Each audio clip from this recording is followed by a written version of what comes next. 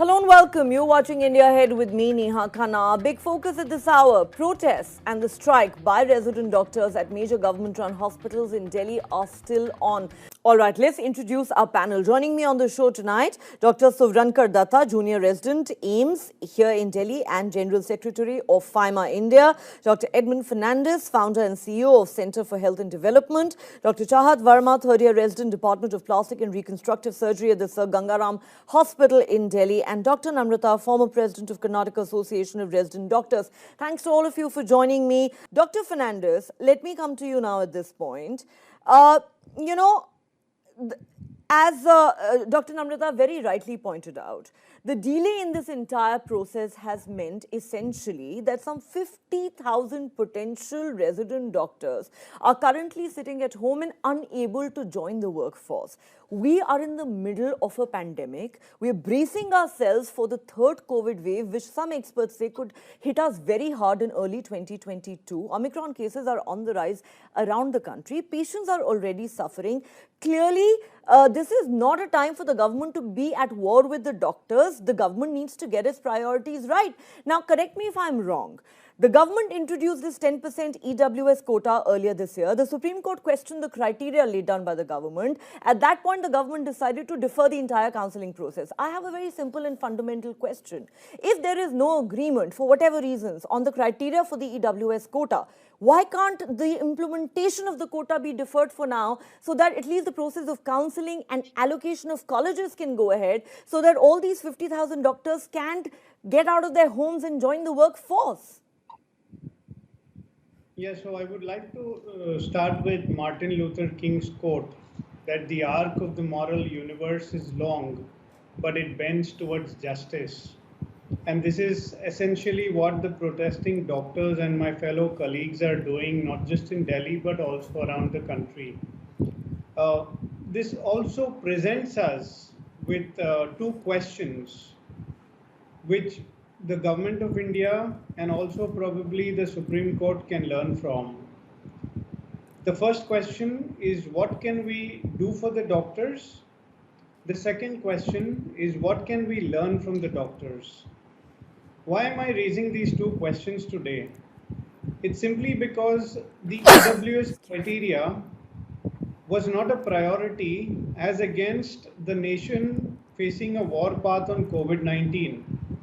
What is additionally of concern to me is that since March 2020, the workforce of doctors, the workforce at the Ministry of Health, the workforce at the Supreme Court, and the workforce of Delhi Police have been incessantly working for the welfare of the nation.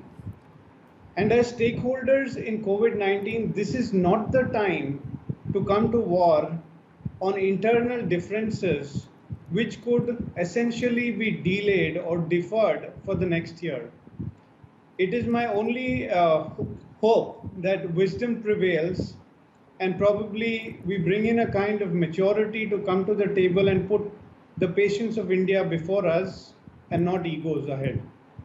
Dr. Fernandes, your reaction to the news that Dr. Datta has just given us. The protests are likely to be called off tomorrow.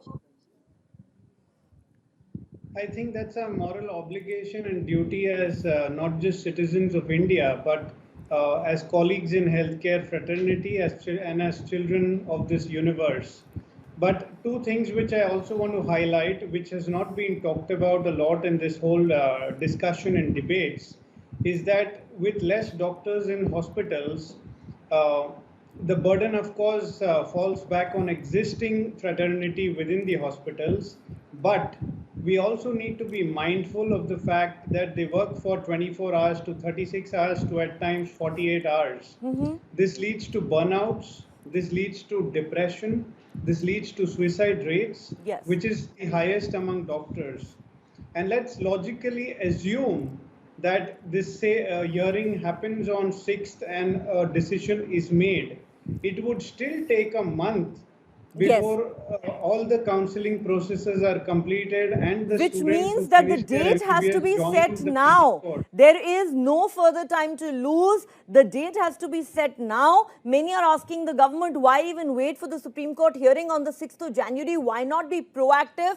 Take a decision before that and maybe inform the court when the next hearing takes place. On that note, ladies and gentlemen, thank you so much for joining me on the show. At least there's some forward movement. Dr. Datta has given us some great news that the protest by these resident doctors might be called off tomorrow. They're willing to resume work and that could happen as early as tomorrow. That certainly is great progress. We also hope the government stops dragging its feet on the issue of NEET PG counselling and takes a decision at the earliest in the interest of this country, in the interest of the healthcare system of this country, in the interest of the patients who are suffering. Thank you to all my guests for joining me. Subscribe to our YouTube channel and press the bell icon to receive latest updates and stories.